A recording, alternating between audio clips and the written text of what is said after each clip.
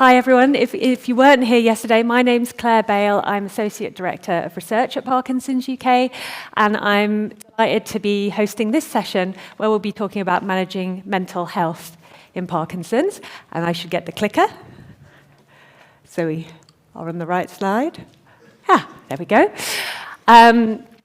And welcome to everyone here in the room, and also welcome to everyone online.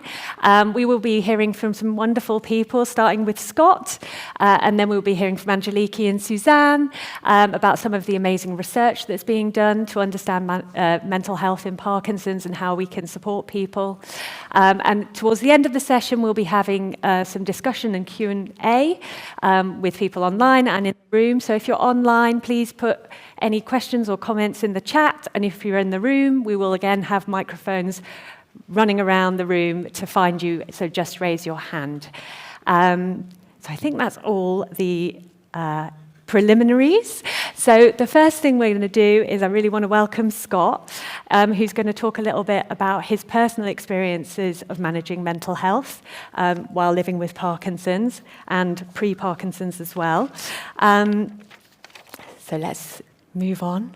Oh, I forgot this slide. This is who we'll be hearing from, but we'll introduce them again later. So Scott, welcome. How are you doing? Very nervous, very nervous at the moment, but it's a positive nerves. Yes. I've been for a run this morning, and that's helped a little bit. So yeah, I just want to give my story a little bit, or yeah. So that's it. I just want to what I go through, what I've been through. Yes, absolutely. So can you tell us a little bit about yourself in general?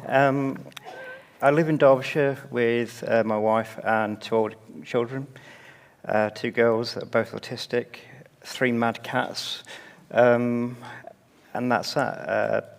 I was diagnosed 4 years ago when I was 44, which was an interesting way of being diagnosed. I'm not going into all that, but it was quite a shock to be diagnosed. My diagnosis came out in the form of, it's what I thought, you've got Parkinson's, thank you very much, you'll see some other professionals soon, nurses, etc. And yeah, so that's where that was. So that's who I am. Yes, I've got young onset Parkinson's, but I'm also autistic as well. Not that some people, which makes things like mental health a little bit harder sometimes. Yeah. Just because it's hard to explain how I feel to other people. Yeah. But and so how was you mentioned already being diagnosed, so do you want to tell us a bit about how your mental health journey, I guess, before and how the diagnosis impacted you? So for a long time, I've always struggled with mental health for the best part of 30 years. Some of that is through the autism part side, but also because I was a victim of domestic violence. And that had a really negative impact, and it still does on mental health, but it's something, that side I've learned to live with. So obviously, in that time, I'd tried taking my own life because of the negativity and the darkness of it. But then I got to my diagnosis, which when I got there, it was a case of, went through the process, as I say, was told on the day you've got Parkinson's, to which I then walked out the office, like the doctor's room, in a bit of a cloud. I can't remember the walk to my car, but I got to my car, and then I sat there for an hour and cried. And I then drove home, to which I got home, I hadn't told my wife or anything.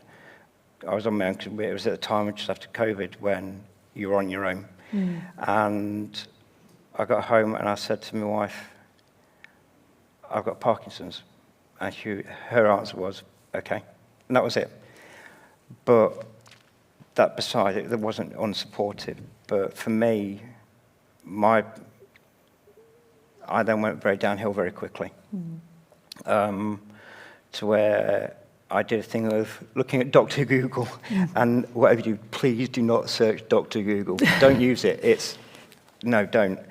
And I considered taking my life again, to the point where I had actually wrote letters to my family, my wife, my children, and even to the person that would find me of why I'd done that. Those letters have now gone. They've been destroyed, and they're not needed at the moment. Well, they won't be needed. But then I was really lucky at Derby to have some amazing nurses and OTs and physios who, with the help of my family at home, but through those professionals, literally picked me up from the bottom and from a place that was very, very, very dark where I couldn't see any light.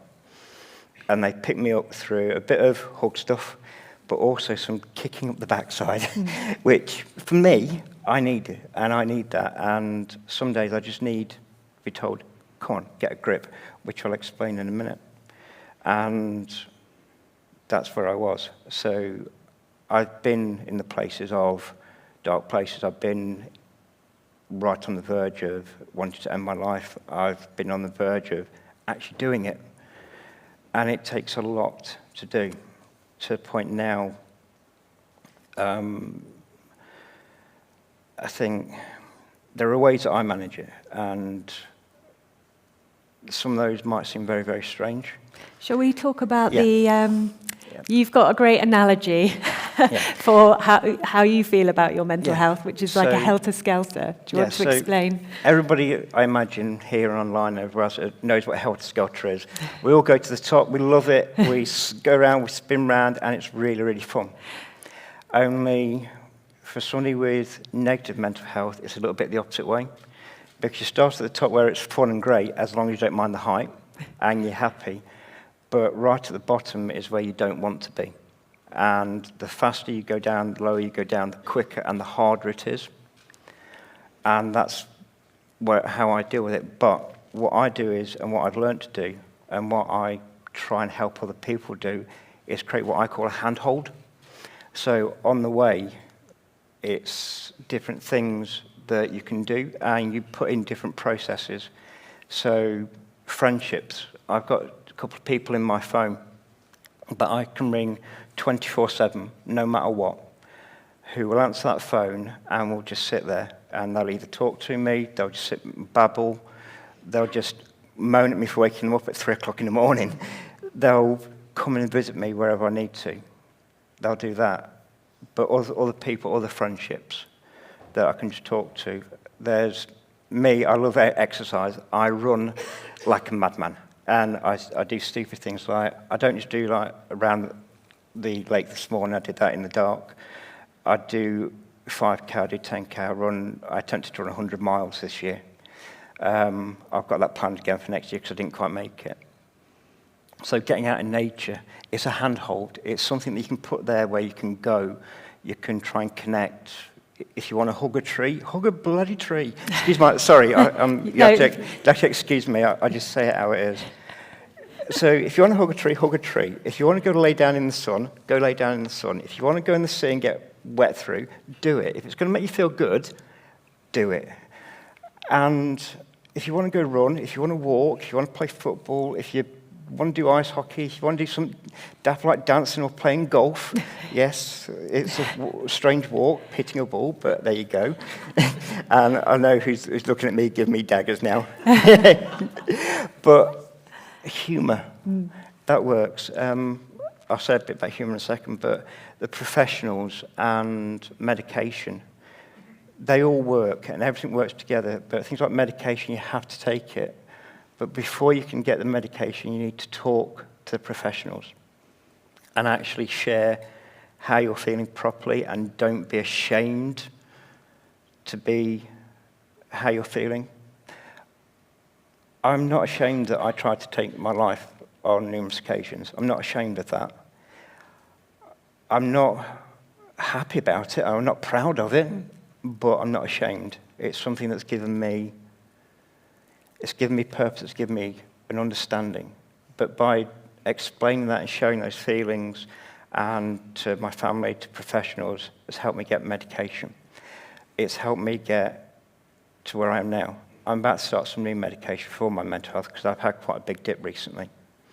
But by using the handholds I put in place and speaking to people and being honest, not with just for them, but with me. And because if I say I'm okay, people are going to look at me and go, oh, he's okay. Because I mask a lot of things. But when it comes to humour, it's whatever works for you. I mean, a classic one for me is that with my daughters, who are both autistic, my youngest one has some strange items that pull me out of a dip. So some people will find this offensive, but I don't. She'll give me a pint of milk, and she'll go, Dad, hold this for me for a minute. And I will just look at it, and she'll go, no, the other hand, please. And I go, why? She went, I want a milkshake. And for her, it's her way of coping, but it's also a way of me coping. It breaks it out, or she'll go, because she's old enough, she'll go, Dad, I want a cocktail, please, but can you stir it instead of shaking it? And it's just little things like that, little bits of humour, little bits where she'll go, wait, shaky, what are you doing? And it's daft, and some people may find it offensive. I don't. I find that little bit dark humour fun. And she takes the mick out of me, and I invite other people to do that to me because I do it myself. And if I can do it to me and someone else can, then it helps them to take it to themselves. And all those little handholds going down stop you getting to that bottom place. It's not always guaranteed. And you may get to a place where I hope to God nobody ever else does, but people may do. And then it becomes like running up a wet slide. So you put that house girl to cover it in a nice slippy surface, and as kids we've all tried running up that wet slide to be the first one to the top, and we know how slippy and hard that is. And that's why I want to use my experience so people don't have to do that on their own. It's very, very hard. But by putting, like I say, handholds or rails in, as you go, if you start going down, you can grab onto them. And the first one might be, I'm going to speak to this person. The first one might be, I'm going to go for a walk. I'm going to scream and shout. I'm going to do whatever. Then do what you need to do. If that means you have to go somewhere and just stand in the middle of the field and scream like a madman, fine, just do it. If that means you have to sit at home and cry, if that means you go and speak at somewhere like this, if that means whatever you do, use that negative energy and use it for your own good, which is what I try and do. Now, talking about it, I'm exceptionally nervous. I'm shaking even more. It's not just Parkinson, but that's where I am. And I think that's my journey, and it's a journey that I will always be on. And I know I'm going to have bad days. I know that journey will get worse as my symptoms get worse. But I also know there's people that I can look for to help. So I always say and I think the thing I'd always say to somebody is, if you're feeling pants, is it just you having a bad day at work or at home, or the kids are annoying you? I was quick at altering what I was going to say then. If the dog's not doing what it's meant to be doing, that's a bad day, yeah. But put it into context of you're having a bad day, yeah, that's great. And then look at where you are. If you're always having bad days and you can't see a positive, speak to someone. Find somebody you need to. Get a referral from a GP to someone. Get help. Don't be ashamed to say, I need help. And to actually accept help if it's offered. Don't just throw it away. It's something that a lot of people just brush over. And it's about time we didn't. Yeah. It's okay not to be okay. It's okay to struggle, but you don't need to struggle on your own. I no longer do. I'm lucky. I've got people around me and people that will support me and ask if I'm okay. And I always say, if you're not, find somebody. There will be somebody there. Always find a positive every day, no matter what it is. You got up this morning, that's a positive. You're able to go to bed. You've got loved ones. You've got the sky's out. It might be raining, but hey, you've got to see the sky. You can smell the grass. you can do anything. I've got up here this morning and done what I was really nervous about doing. You see somebody, you say hello, somebody smiles at you, anything like that, just find a positive before you go to sleep. And no matter what you do, there is a positive in the day. It doesn't matter what it is. It doesn't matter how small or how insignificant it is to anybody else. Find a positive. Don't end a day on a total negative. Because I found that if I end a day on a negative, tomorrow starts on a negative. And then that roller coasters. And it is a roller coaster. It's one that I would love to get off, but I can't. Not yet. And it's a bit like Parkinson's. It's a club where we don't want to be in, but we are in. And until a cure for that is found, we're in that club together. So if you're on negative mental health, it's a roller coaster, but we can turn it into positives, and we can make it better for us, for other people, just by understanding. I won't know how somebody else is feeling for their mental health, but I could understand a bit of where they are, and I can put into place, have you tried this? Just listen. So, yeah. Thank you. So, I mean, look.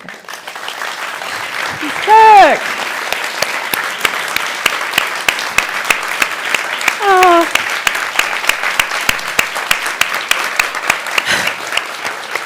Well done. That's so good. Oh.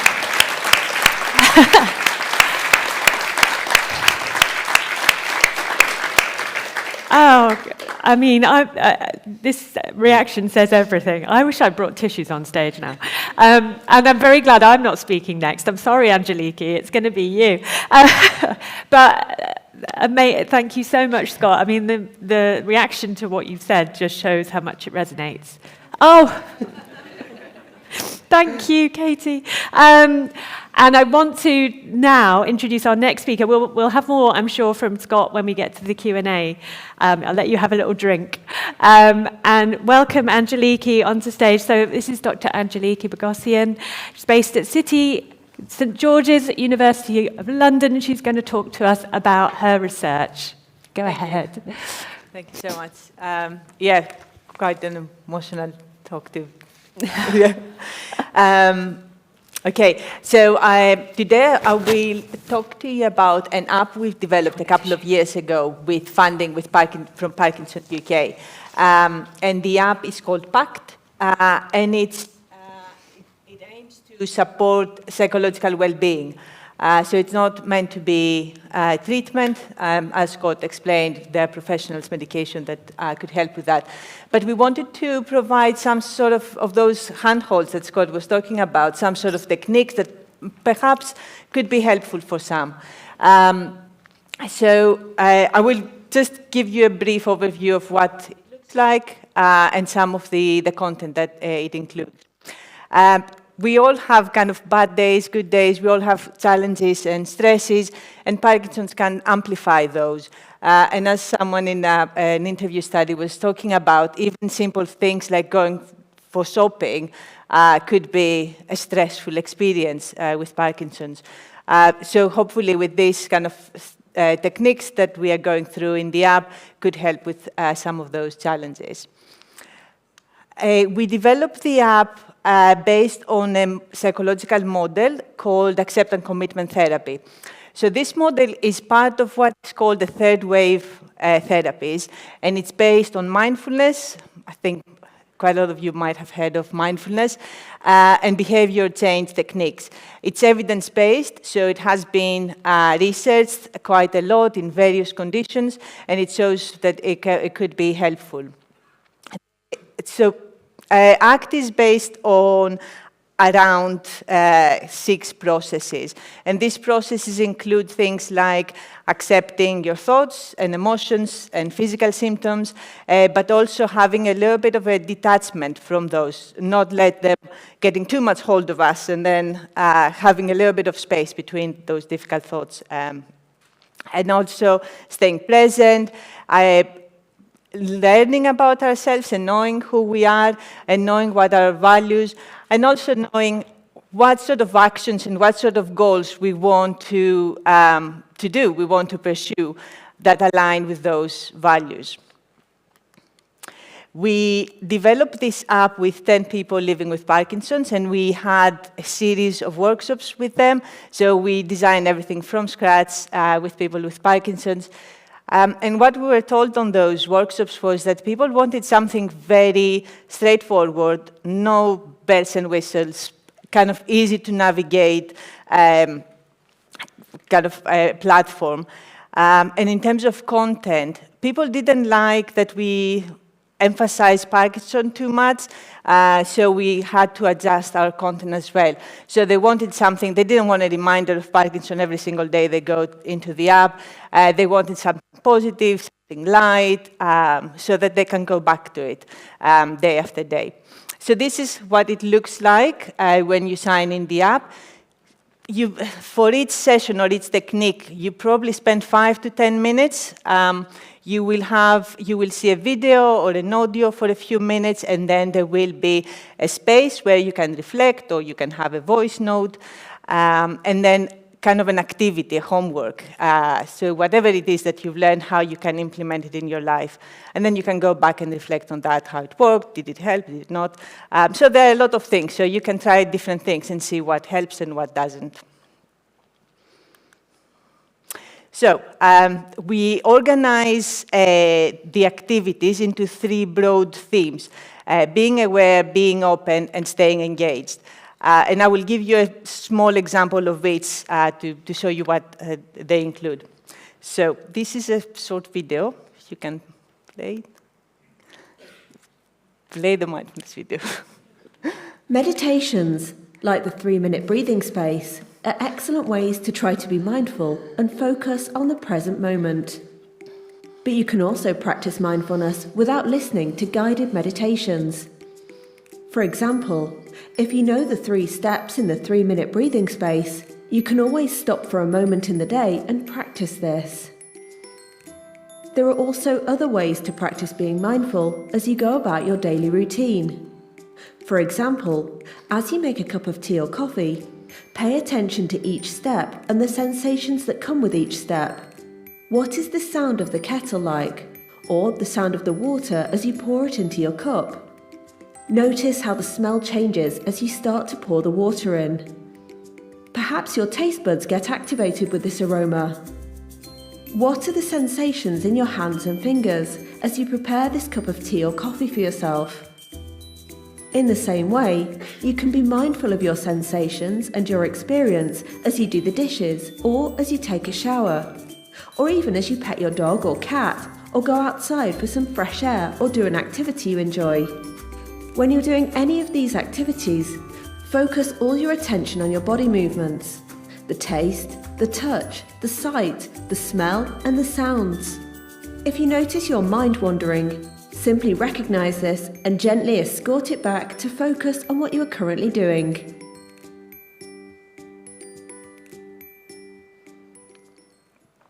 So this was a short video about how we can be more present in daily life and how we can, if we have unhelpful or uncomfortable thoughts, we can stay back, acknowledge them, stay back in the present moment.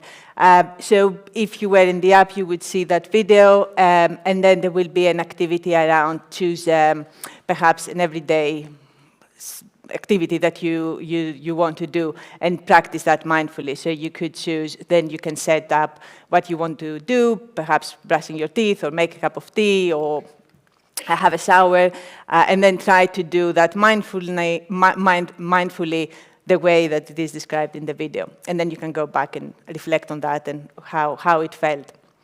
The other big kind of category is being open. And this is about having a little bit of space between our thoughts and feelings and body sensations and where we want to go. In ACT, we use quite a lot of metaphors. And one of the metaphors that we use is being a driver on the bus.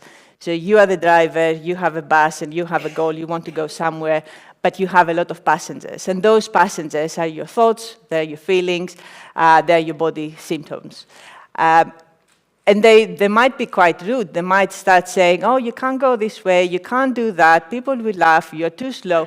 They have all of these opinions. If you start listening to those passengers, you might change the course of your route, you might go a different way, you might go around circles. Definitely, you're not going where you wanted to go. So with ACT, we are trying to acknowledge those thoughts, so we don't spend any energy fighting them, ignoring them, trying to pretend they're not there or trying to change them in any way. We acknowledge that, oh, okay, this is a frustration, this is a concern, this is a worry about the future, but we let them just be on the background while we drive our bus and our life to where we want to be and what goals we want to achieve. And again, so there will be a story around that and then something that you can do to bring that into your daily life. And then finally, we are talking about engaging. So the first step is to identify what are your values. So we all have different values, and there are hundreds of values. So people are asked to choose a handful that they are personal and important to them. There are things like being honest, joy, friendship, family, caring. And then once you have those values, and people are kind of asked to think in 10 years' time, if you have a landmark kind of birthday, who do you want to be? Who do you want to be around you to celebrate? What do you want other people to talk about you? And that helps clarifying why it is important to us. And then we need to align what we do with what we value. So if I was a fly on the wall and I was observing you, how would I know that your value is honesty? How would I know that your value is joy? What would I see? So again, we are trying to identify some of those actions that will align with those kind of deep personal values to us. I was working with someone with Parkinson a few years back through that kind of ACT model, and his value was wonder. So he liked this feeling of awe, and that gave him meaning. So he had a fantastic list of actions that aligned with that. So he was planning a trip over the summer to go for camping. He bought some books about star constellations, so he wanted to learn more about stars and planets. He also decided every time that he comes to London to visit his parents, also visit a gallery or an art exhibition. So he had a wonderful list of things to do. So no matter how he was feeling every day, he was trying to go back to that list and do some of those things. And he was telling me every week we were meeting, he was telling me how, the things that he did. And that kind of like kept him going and through the process, and he was feeling that he was infusing his life with meaning. So we did, if you've been here yesterday when Claire explained the different types of trials, that will be a phase 1 trial. So we did a very small randomized control trial to see whether this app that I was just explaining to you was, so at the first instance, we wanted to see whether it is acceptable. Do people want to go? When they use it, do they want to carry on using it?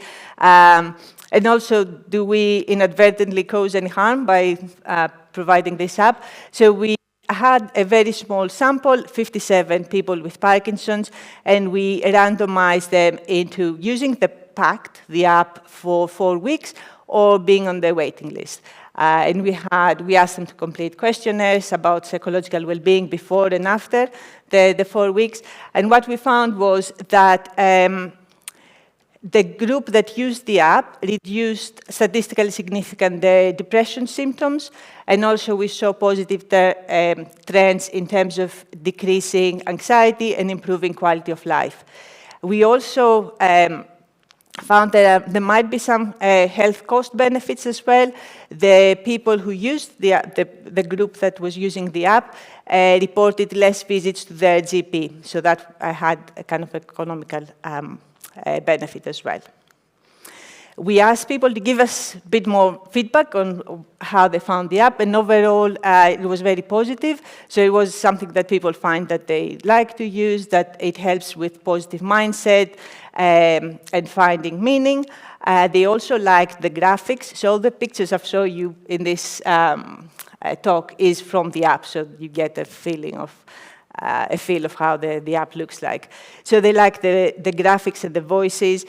They like the reminders, so you can set up whether you want to be reminded to use the app via email. And they like that you can just go very quickly, do something, and then carry on with your day. So it's very kind of short, bite-sized content. They found it quite useful. So Pact is now available. You can go to the website and you can sign in. You can just Google Pact Parkinson's and you can find the app to sign in. And once you are signed in, you stay signed in, and then you can follow the progress through the app. All we need is an email, because we send the reminders. We don't do anything else with the emails, but that's the only thing you will need. We need to test whether the app works in a larger, more representative sample, and we have applied for some funding to do that, so we're still waiting to hear for that. And the team in Glasgow University that developed the software for the app also have a wish list, and they want to include things like having a more visual representation of progress through the app, so people know how much they progress in every skill they learn. And they want to include text reminders as well as email reminders if people prefer texts. And also kind of thinking about whether it is helpful to have it as a native app on your mobile phone. That's it. Okay, thank you so much. Thank you for listening.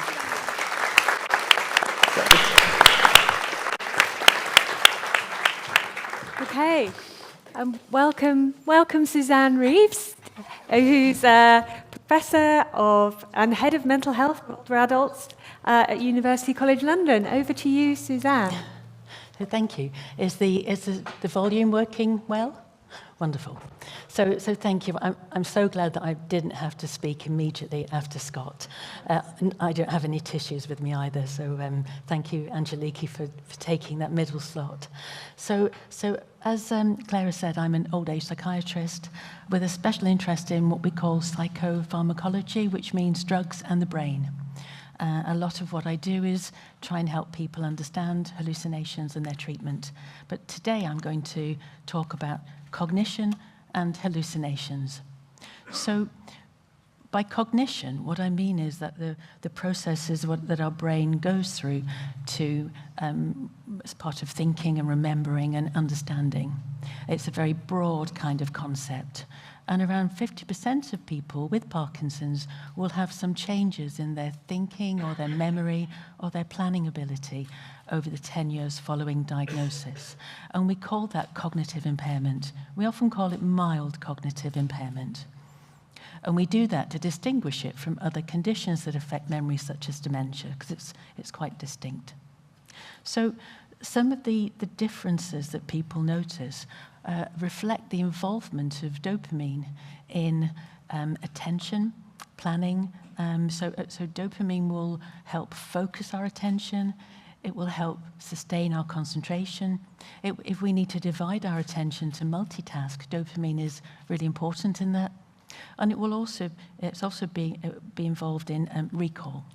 So dopamine has a multifaceted role, and people with Parkinson's, as a result of the changes in the dopamine system, would experience changes in their thinking, memory, and planning. And so what you might find is multitasking is more difficult, performing under pressure, thinking and making quick decisions, problem solving. They're things that people find more difficult. So the other thing that is important to remember is that regardless of whether you have Parkinson's, there are so many things that impact on our ability to concentrate and remember and to think clearly. So I'm sure Scott would be able to say that if he's feeling anxious or depressed, concentration wouldn't be as good. It's more difficult to motivate yourself to concentrate and do tasks. So similarly, if anyone is sleep deprived, and we know that people with Parkinson's often have restless legs or a sleep disorder at night, then that would impact on concentration. Anything that means our brain has to work harder would make thinking and remembering harder, because so if we have hearing or visual deficits, the brain has to work so much harder to take in the information. And I suppose the other thing is there are lots of physical factors that would also impact on our day-to-day, our ability to just be in touch with our thoughts, such as pain. So I think cognition is a very complex process, and many factors contribute to it. So I've included one of Johnny Akerson's cartoons. I think most of you are aware of him. He's a doctor. He also has Parkinson's, and he initially used cartoons as a way of coming to terms with the illness, and he would draw them for his daughter. But increasingly, he develops cartoons for individual symptoms. And what he tends to do is use a word and then create a cartoon around it. But you can see here is the starter for 10. And what he's done is quite cleverly recreate the university challenge. So on the top row, the team have -100, and on the bottom row, the team have -350. And I think what he's trying to say is that you really have to have a very sharp focus of attention when you're on a university challenge, and when you hit the buzzer, you have to get the answer right and recall it perfectly. So yeah, I think his art is amazing. So what people with Parkinson's have said really helps is visual prompts. So having a to-do list, putting things on a calendar, having clocks or alarms.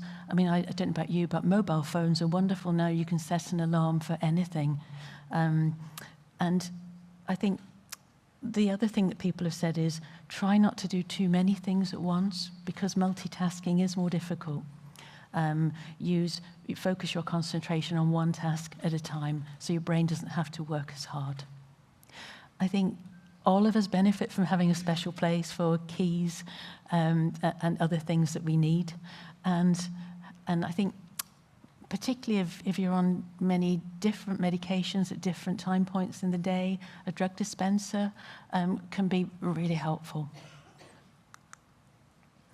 So, as a mental health professional, I think one of the reasons I moved from being a medic to a psychiatrist was I can talk for a living. I'm paid to talk to people all day instead of ordering investigations.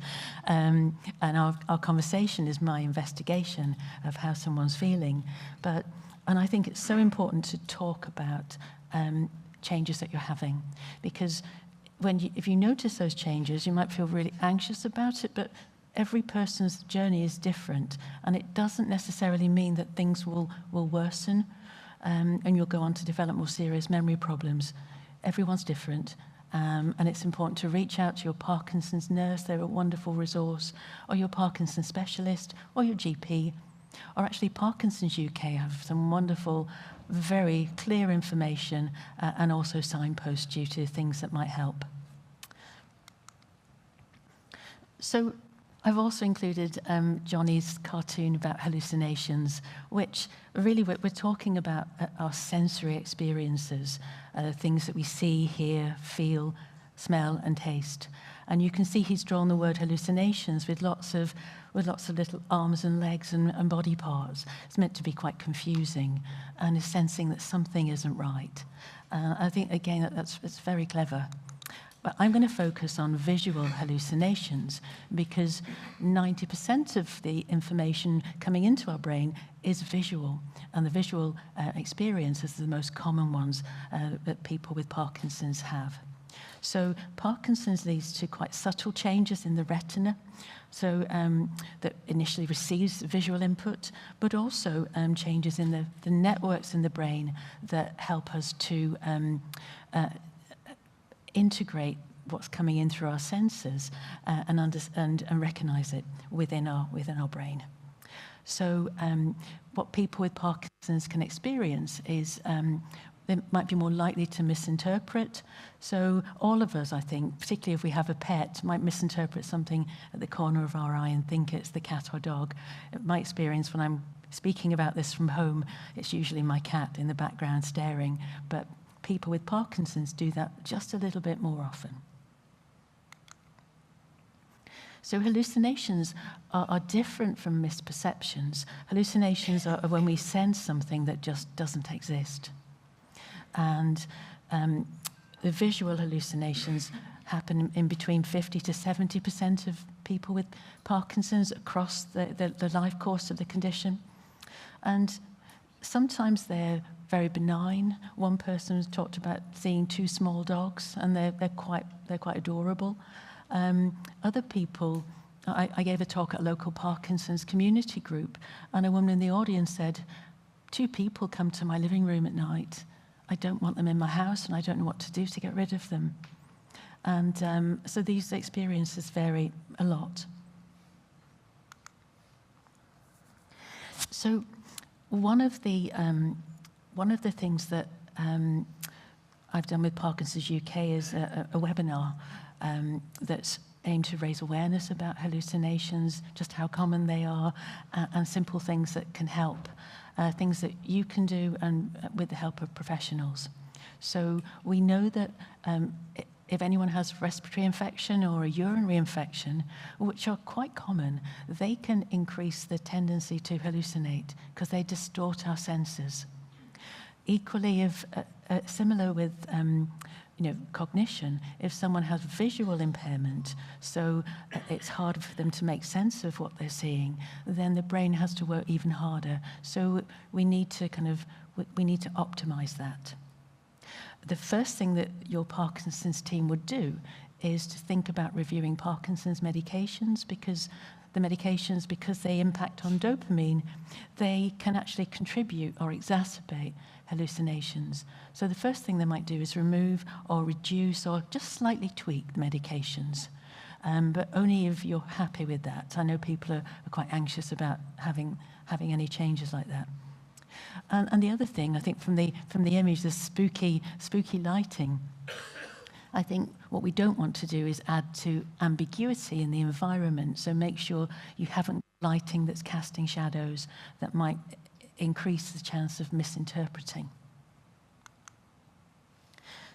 So when I see people, they're usually at a point where they've tried those things, and they need to think about medications.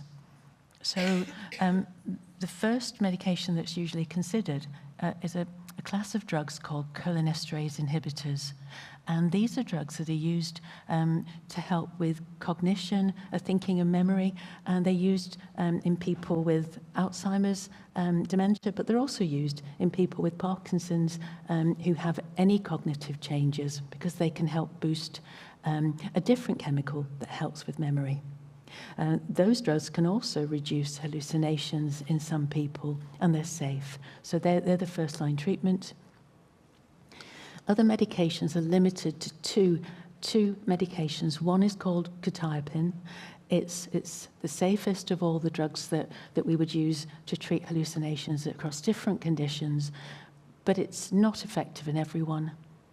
And the only other option is a drug called clozapine that's been around for decades and is highly effective, but it needs weekly blood tests because there's a rare side effect of reducing the white cell count. The white cells in our blood help fight infection. So it's quite challenging to initiate. So for this reason, Parkinson's UK have funded two separate studies, trials of novel treatments for hallucinations in the past few years, one of which is a trial that I've been leading since 2020. And I have a little stall in the research section if anyone wants to talk a little bit more to me. I'll be here until the end of lunchtime.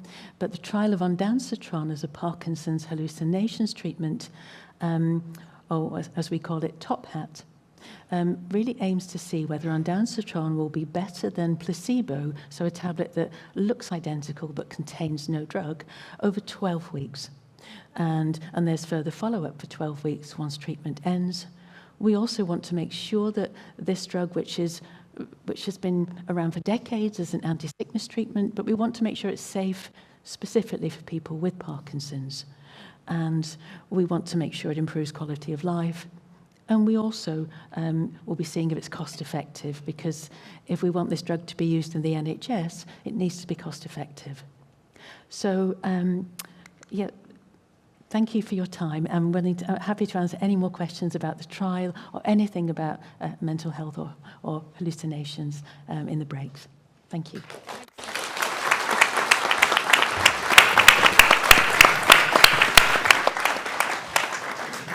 Wow, thank you all so much. I'm not sure what time it is. The clock has disappeared from my screen, but I'm hoping, yes, we do have some time for questions. Hooray. So I'll come first to Catherine, see if we've got any online, and please in the room, raise your hands if you'd like to ask one. Let's start. Oh. Let's start online. There's been lots of supportive comments for Scott, so I just want to share that from Helen, Susan, Alison in particular, and we'd be happy to pass them on, Scott, after this, if you're interested. But there's been a really nice question from Rune, and she asks, Scott, can you elaborate on how exercise helps you manage your mental health? And she has a question on, you know, whether you find exercising alone versus maybe exercising in a Parkinson's group? Okay, the reason exercise helps is because I can use how I'm feeling. For example, if I'm running, if I'm having a really bad day, I can use that negative energy to put into my running to either make me go faster and harder because I hate what's happening, or I can use it in that way, so I can go harder and faster, or I can use going slower and further in a different environment to actually think through what I do, or to calm. So if you're walking through woods, just listening to what's going on around you. Stop thinking about me and think about what's going on around. So that walk, that going with somebody else is fine. Sometimes it's better to be on my own, and I find it's nicer to be on my own. But at the same time, being with people with Parkinson's or even people without Parkinson's is a better option as well, depending on how I feel. So literally it's on the day or on the moment how you feel. Do I want to go with a group but just stay at the back and not talk to anyone just for the safety aspect of, I know I need to be in a group of people, not on my own. But doing the exercise means you can use the feelings that you've got, whether it's negative, positive, to actually interact and either give you a better aspect, a better look on the exercise. It also depends on what exercise you're doing. So if I play walking football, for example, I've got to put in a lot more control of how I'm feeling and not let that affect how I'm doing the walking football, because there are laws and rules and things to do that. If I'm running, it's totally different. I can go a lot faster. I can do, well, I won't say a lot faster. I can go a bit faster. But it's using what you've got and what you feel to what you feel you can and can't do. Great, thank you, Scott. Shall we see? There was loads of hands. Becky, Gaynor, go ahead. First of all, just to say thank you for your honesty, Scott. That was really authentic and touching. And I'm sure, actually, myself included, a lot of people have got to that dark place. With me, it was pre-diagnosis, but you're, as ever, Parkinson's world, you're not alone. But thank you. Okay. It's also an observation. Scott was talking about his 2 girls having autism. There seems to be a huge number of people in the Parkinson's community that have autism in the family. My brother's autistic, and my dad actually has schizophrenia, or had schizophrenia, and in later life had Parkinsonism. But I was talking to a lady in the States who does a load of work on microbiome. And she said, and this is a little bit close up, before lunch, and I'm sorry about that, but when they look at fecal samples, there's a very close correlation between, well, basically it looks the same, people with Parkinson's and people with autism. And I just wondered whether, Claire, maybe you were aware if there was any specific research in that area, or even to get a little bit of sense from the room if anyone in their family has autism or has seen this kind of connection. Thanks, Gen. It's such a good question. And I'm not aware of there being a clear connection between autism and Parkinson's. I don't know if anyone else on the panel does, but I think it's something that probably hasn't been investigated enough, the kind of overlaps and the connections. And I guess as well, because, in a way, autism research and awareness is something that's grown very rapidly in the last 15, 20 years. Probably now is a time when that research might be more possible and that more people are aware that they might have these different conditions alongside each other. So definitely something that should be looked into. Thank you. Shall we come back online, Catherine? Yeah, so question online from Debbie. There's lots of questions coming in online too. So are there any particular activities that have been found to slow down cognitive decline for people with Parkinson's? That's a really good question. I think we know a lot more about brain health. And I think keeping active, keeping our brains and bodies active, stimulating the brain can only benefit us, really. But I think we need to do a lot more research in this area. And I think there's always a tension between, should I do a certain thing, should I do a certain exercise, should I have a certain diet? And the downside of that is that actually people can then feel bad about themselves or guilty if they can't do all these things that are suggested. And I think just keeping your brain and body as healthy as you can, but not compromising on things that you really want to do. If you're doing exercise, do an exercise that you like. If you're thinking about your diet, don't do things that you really dislike eating or drinking. And it's about having a balance, because I think there's too much at the moment that's very prescriptive for saying if you don't do this, your cognition will get worse. And I don't think that's the case. We don't know that for any type of cognitive problem. I think it's about getting the right balance for you. And I think also, taking part in exercise that boosts your mood will only help your cognition too. So it's about having a brain, body, mood kind of awareness, I think, is more important. Thank you, Suzanne. Let's come back to someone in the room. Who's next? We're going here, Katie. Morning, everybody. Thank you all for your presentations. And like everyone else in the room, I just want to honour Scott for his courage and being so vulnerable with us all. You are a true inspiration. I wanted to just come back to that piece about what you were saying about finding the good in every day. And because there are so many wonderful people here who are incredibly inspirational and incredibly positive. And I think I just wanted to ask you, Scott, about, a bit more about that. It's like a muscle, right? And none of us that sit here and are all, positive about life in general are hiding from the hardness of living in this community. But I do just really think that, particularly that point about finding something good is every day, and then, the next day looking for two good things, and the next day looking and building it like a muscle, and using that community is really important. So I'd just love to hear, if there's any I know we all know there's scientific backing in that, but I'd just love to hear a bit more about that. For me, I don't know the science behind it. It's more of a personal feeling. And I think if you can find the day you find one thing is great, because you can take it forward. And like you say, it does have an effect. But, for example, there's some people in here, like I know Joe, Gregory and Annie for Parkinson's Pioneers are over there. When I go to see and take with them, I get so much from the different people there.